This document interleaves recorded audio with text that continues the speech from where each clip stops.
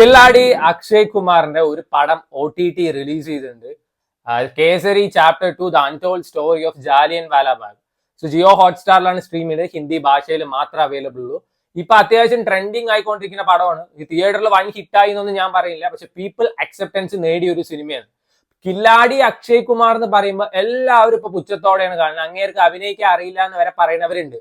നമ്മൾ മനസ്സിലാക്കേണ്ട ഒരു കാര്യം, ഇടയ്ക്ക് ഓരോ ബെഡേ മിയ ജോഡ മിയ പറഞ്ഞ ബോംബ് പൊട്ടിക്കുന്നതല്ല, അങ്ങേര് ഒരു കിടിലൻ ആക്ടറാണ്, ക്വാളിറ്റി ആക്ടർ തന്നെയാണ്. ഇപ്പൊ റീസെന്റ് ഇറങ്ങിയ സ്കൈ ഫോഴ്സ് പറഞ്ഞൊരു പടമുണ്ട്, അതിലൊക്കെ അങ്ങേര് ഇമോഷണൽ സീൻസ് ചെയ്ത് വെച്ചിരിക്കുന്ന പേട്ട തന്നെയാണ്.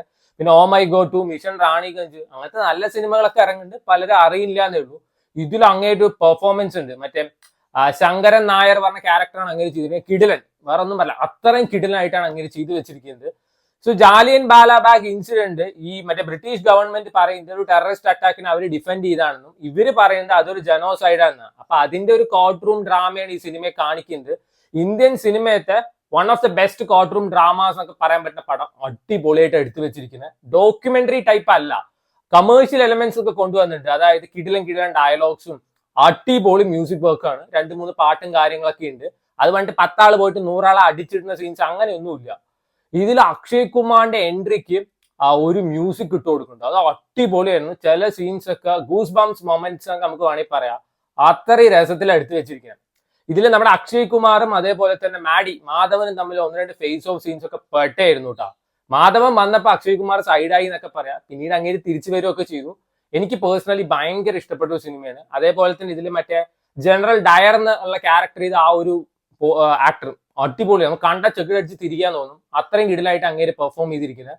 സോ ഈ കോർട്ട് റൂം ഡ്രാമാസ് ഒക്കെ ഇഷ്ടപ്പെടുന്ന ആൾക്കാരാണെന്ന് വെച്ചാൽ ഡെഫിനറ്റ്ലി ട്രൈ ചെയ്ത് നോക്കാൻ പറ്റുന്ന ഒരു പടമാണ്.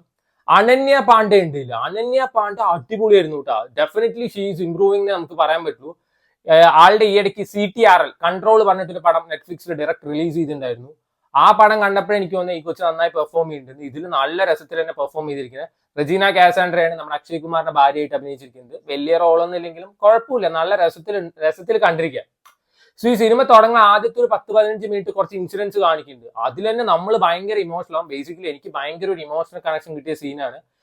റേറ്റഡ് ആണ് ഈ സിനിമ, അതായത് 1-2 കൈ മുറിക്കലും കാല് മുറിക്കലൊക്കെ ഉണ്ട്. അപ്പൊ അങ്ങനത്തെ ബ്ലഡ് ബാത്ത് സീൻസ് ഒക്കെ കാണാൻ പറ്റാത്തവരാണെന്ന് വെച്ചാൽ പ്ലീസ് സ്റ്റേ അവേ എന്ന് പറയാനുള്ളൂ. അല്ലെങ്കിൽ കിടിലൻ പടമാണ്. ടുവേർഡ്സ് ലാസ്റ്റ് ഒക്കെ സർട്ടൻ പോർഷൻ ശരിക്കും ഗൂസ് ബംസ് വരും. സോ വേണ്ടവർ കണ്ടുനോക്കാം.